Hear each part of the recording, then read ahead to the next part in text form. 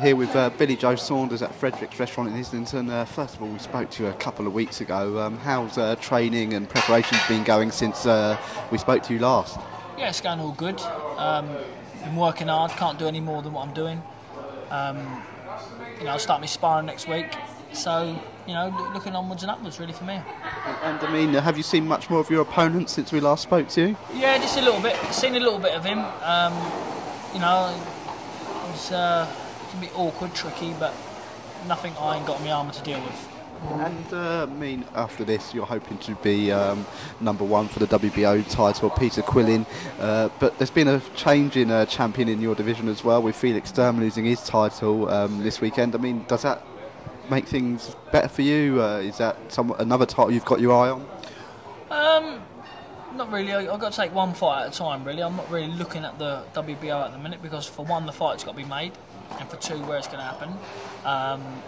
Which don't make a lot of odds, because if you want to be world champion, you go to the backyard. But I think that I've got a tough job ahead of me on the 26th. So I'm thinking about that. That's first and foremost in my mind. Then I'll think about what I'm going to do after that. I mean, there's still a little thing I can't leave, bro, and that's the British title. So I'm going to see where I'm going to go with that and what am I going to do with that. So, but I'm definitely going to defend it as far as I'm concerned and just get it outright. I only need one more, so I might just stop that and just do that very quickly.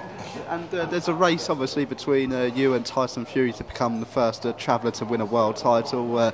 You mentioned in the press conference you're having a bit of a laugh with him. You're talking to him regularly on the phone. I mean, is it just a lot of banter going on between you two? Who's going to win that first world title? Yeah, me and Tyson's good friends.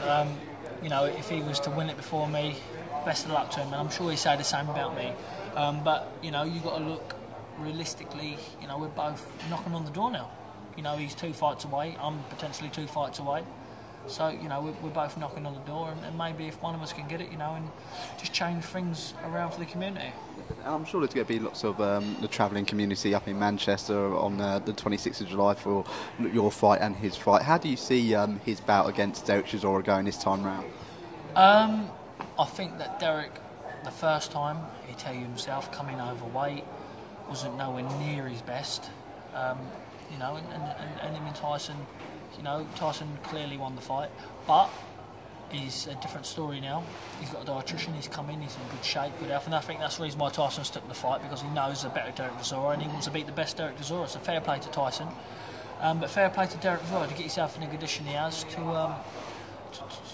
fight Tyson. But I think it's going to be a tough fight, but I think Tyson's got the size. But it's just one of them fights, I can't really pick. It's going to be a good fight though, I know that. And the last time we spoke to you, we talked about some domestic fights that could possibly happen in your weight division. A name that you mentioned, or was mentioned, was Chris Eubank Jr. and some of the things you said. He was supposed to be here today. What would have happened if he was here today and you were here today? Do you think it would have been a bit more heated than it was? I think definitely, from what's been said about on his behalf and my behalf, probably definitely be a bit more heated. I'd probably throw a glass over and hit him in the face with it, probably, or hit him near the computer if I'd have grabbed one. No, but listen, people, boxing fans, non-boxing fans, keep asking me to get the fight. I've got 30-odd thousand or 30,000 Twitter followers, whatever it is, Facebook. For every day, people ask me to do it, and I'll say this again and again and again. You're a hard-working average man out there, working hard for his money, then he puts his hand in his pocket to buy a ticket for 50 quid. Now, come on, that 50 quid can go on something else, but he wants to go and watch you fight.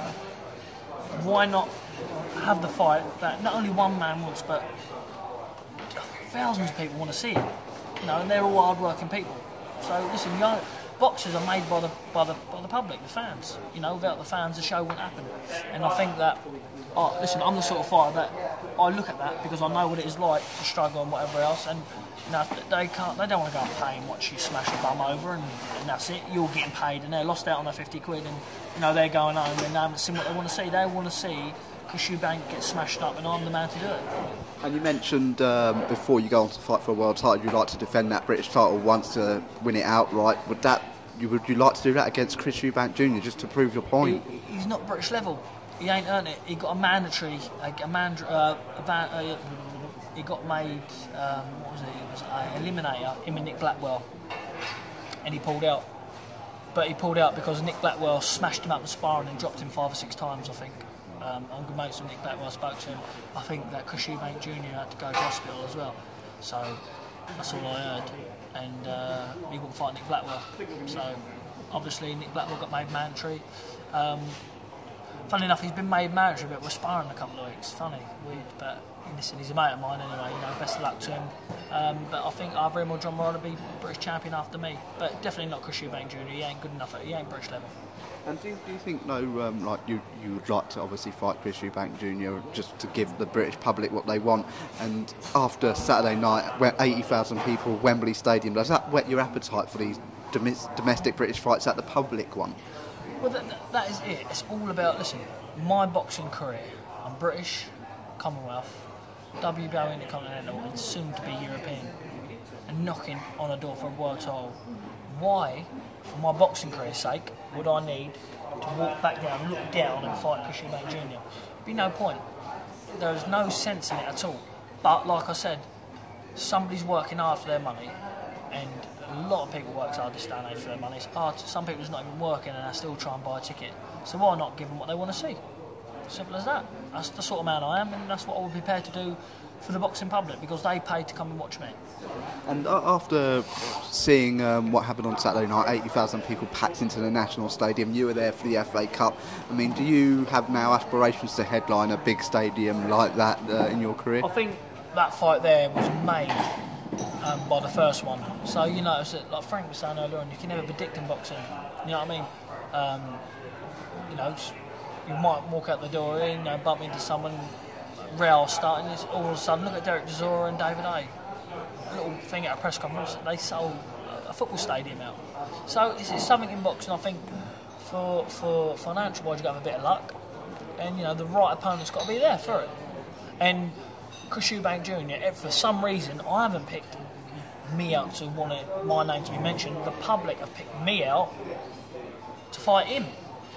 If they pick Nick Blackwell, John Ryder, fair play, but they've picked me out to fight him. But Chris Eubank Jr. is a nobody, so I don't know why they just want to see him get beat because he's arrogant. He's just so arrogant. You know, perhaps if he tried to be his own man, he might get a few fans. But I bet if you put him on a show, main headline, and you didn't put a good undercard on, you won't get anybody there. Oh, well, that's great, Billy. Thank you so much. Thank you very much for your time.